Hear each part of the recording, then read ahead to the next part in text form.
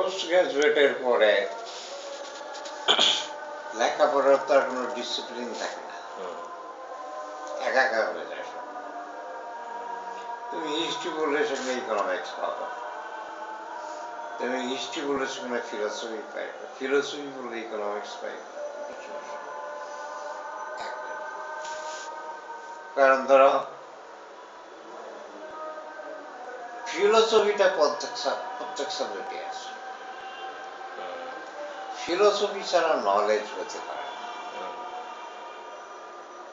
মূল কথা ফিলোসফি ছাড়া নলেজ নলেজ নলেজ হলো এটা একটা অবয়ব, একটা ম্যাথের মতো। মনে করো একটা কঠিন পদার্থ, তাই না? ওরকম রূপ দিতে হবে। তারপরে নলেজের একটা শরীর আছে। নলেজের তুমি যতক্ষণ পর্যন্ত নলেজটাকে একটা শরীর দিতে না পারবে ততক্ষণ এটা অর্গানাইজ হবে না নলেজ হিসেবে। তো সেই জন্য তুমি দেখো যে মডেলের কথা বলি, আমরা থিওরির কথা বলি, তাই না? তার মানে কি? এগুলো কি মডেল থিওরি মানে কি? জ্ঞানের শরীর, তার মধ্যে ফিলোসফি থাকে। ফিলোসফি না থাকলে নলেজ হয় না, যে কোনো নলেজ।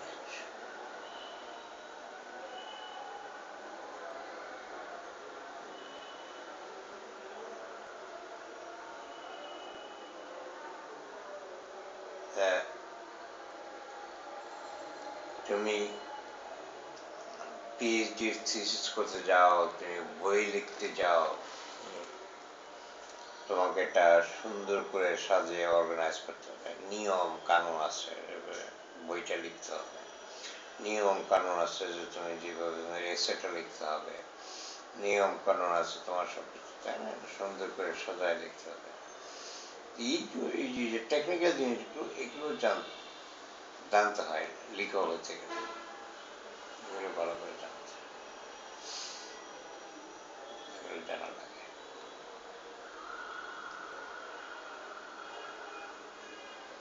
এমনিতে পার্টিকুলারলি তোমার ইকোনমিক্স, সোশিওলজি মনে করো, অ্যানথ্রোপোলজি মনে করো, ফিলোসফি তো আছে, ইভেন ম্যাথমেটিক্স, এগুলো পিছনে দর্শন কাজ করে সাংঘাতিকভাবে দর্শন কাজ করে। ইভেন ম্যাথমেটিক্সের মধ্যে দর্শন আছে, ম্যাথমেটিক্স ক্যালকুলেটিভ বিষয়ের পর এখানে ফিলোসফি কাজ করে, সেখানে দর্শন আছে। এখন এটা তোমার বুঝতে হলে তোমাকে আরো হায়ার ম্যাথে যেতে হবে, তখন তুমি বুঝবে। এই সাধারণ ম্যাথ করলে বুঝবে না। যেখানে যে মানে হাইপোথেটিক্যাল কিছু জিনিস থাকে তখন তো ফিলোসফি চলে আসে, তখন আসে গেল।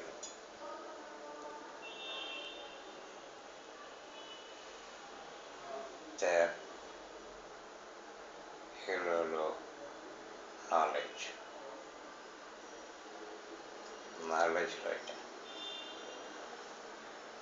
এখন তোমরা তো ইংরেজি সাহিত্য পড়ছ, বাংলা সাহিত্যের সাথে কম্পিটিশন করো নাই, কম্পারিজন করো নাই? হ্যাঁ, বাংলা সাহিত্য ছিল, অল্প পরিমাণে কিছু ছিল আমাদের সিলেবাসও। তো আসলে ওইভাবে এই যে এক্সট্রা কারিকুলার যে স্টাডি, ওইটা আসলে ওইভাবে চর্চা হয় না, সময় সুযোগ অতটা পাই নাই আর কি।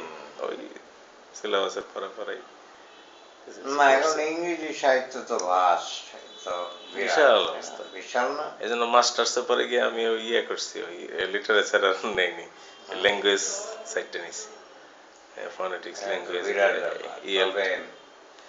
তবে আমি যে কথাটা আমি বলতে চাচ্ছি সেটা হলো যে বাংলা মনে করো, উর্দু, ফার্সি, আরবি, এই যে বিভিন্ন রকমের ল্যাঙ্গুয়েজগুলো আছে, এখন এই লিটারেচার যখন তুমি কম্পেয়ার করবা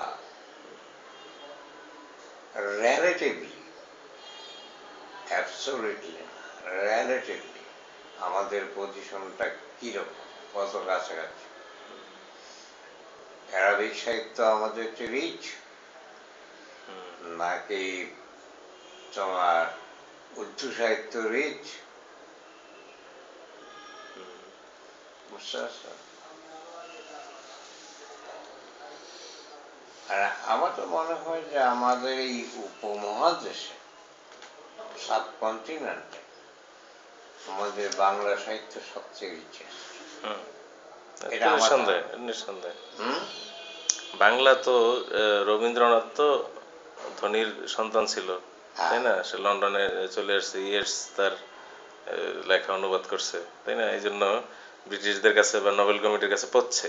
কিন্তু বাংলা সাহিত্যে আরো অনেক কবি ছিল, নজরুল বা এই জাতীয় অনেক আমি সে ভালো কথা আমি ভালো তো মেধাবী আছে যারা আমি মানে ধরো যারা আমার নোবেল প্রাইজ পাওয়ার মতো।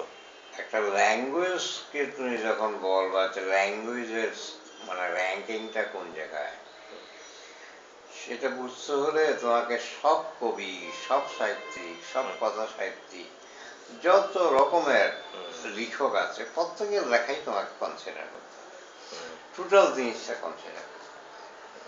তা আমি শুধু রবীন্দ্রনাথকে দিয়েই বাংলা সাহিত্য বিচার করছি না, আমি বলছি যে আমাদের তো রবীন্দ্রনাথ ছাড়াও আমাদের না, সেটাই বলতেছি, এরকম প্রতিভাবান আরো ছিল যারা হুম, পরিচিতি পাইলে হয়তো যায় যে নোবেল প্রাইজের শর্ট লিস্টে ওরা চলে আসতো, অনেকেই ছিল।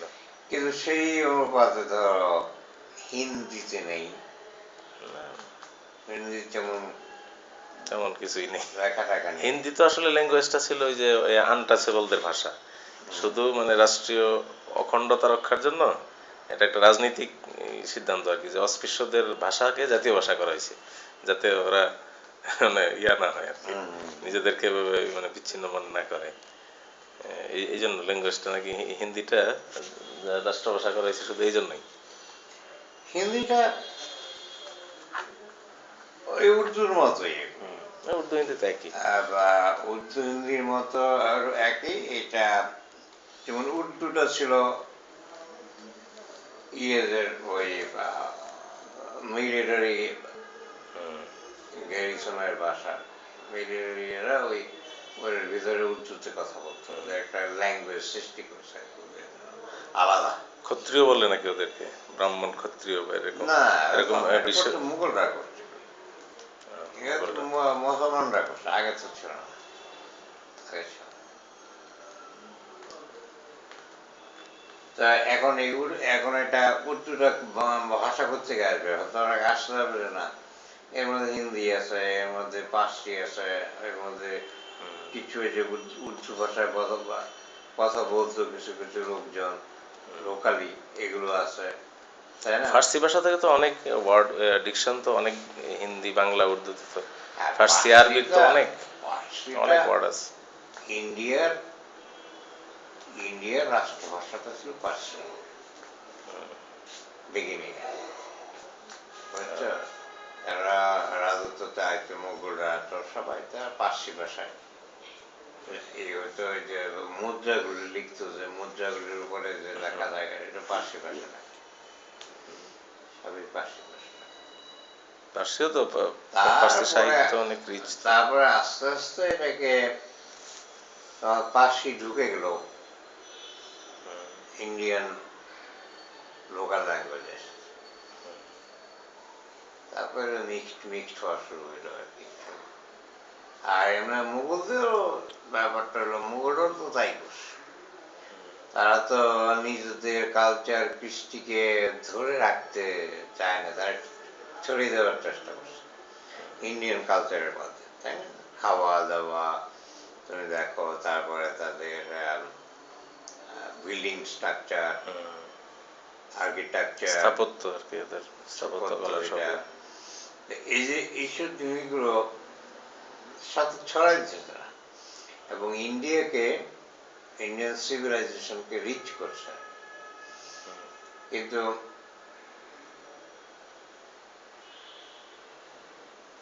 ইউরোপিয়ানদের ব্যাপারটা আলাদা। ইউরোপিয়ানরা ওরা তো ব্যবসায়ী যাত্রা, ওই যে সবকিছু ইউরোপিয়ানরা ওই যেটা দৃষ্টিতে দেখছে, করছে সেটা হলো যে লুণ্ঠনের জন্য লন্ডনের জন্য আসছে। কিন্তু মুঘলরা তো লুণ্ঠন করেন করেন। করার জন্য আসেনি, লুণ্ঠন করে নাই, তারা শাসন করতে আসছে, থাকতে এসে। নিজেদের দেশ মনে করে ওরা থাকছে যে আমার এখানে। আবার এই দেশেরই নাগরিক হয়ে গেছে, বুঝতে পারছো না? এরকম ওরা তো এক জেনারেশনের পরে আরেক জেনারেশন ওরা সব ইন্ডিয়ান হয়ে গেছে না, ইন্ডিয়ান হয়ে গেছে। কিন্তু ইউরোপিয়ানরা সেটা হতে পারে না, কোথাও হতে পারে না। সাউথ আফ্রিকাতে সাদা সাদাই রয়ে গেছে। না, ব্রিটিশরা যেখানেই গেছে ওরা তো আসলে ওই যে মানে লুণ্ঠনের উদ্দেশ্যিত গেছে, ওরা তো আর ভালো নিয়তে যায়নি, যেখানে একটু রোডেশিয়াতে দেখো সাদারা সাদাই রয়ে গেছে। তো এখন সাদাদেরকে মানুষ বানাইছে ম্যান্ডেলা। এখন তারা বুঝে যে আমরা মাইনরিটি। আচ্ছা, মাইনরিটি তার মানে কি? তোমরা মাইনরিটি হিসেবে তোমরা এই দেশ শাসন করছো, কালোদের উপর অত্যাচার করছো, এই করছো সেই করছো। ম্যান্ডেলা বলছে সব মাপ, এখন থেকে ভালোভাবে চলো, আর এখনো যাও না, অতীতে যা হয়েছে হয়েছে। যা হয়েছে হয়েছে, মাপ। এটা black people can do that, black person can do that. সাদার পক্ষে করা কঠিন।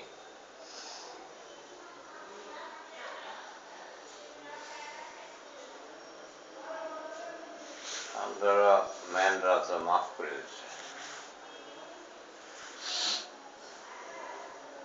black majority black people in Africa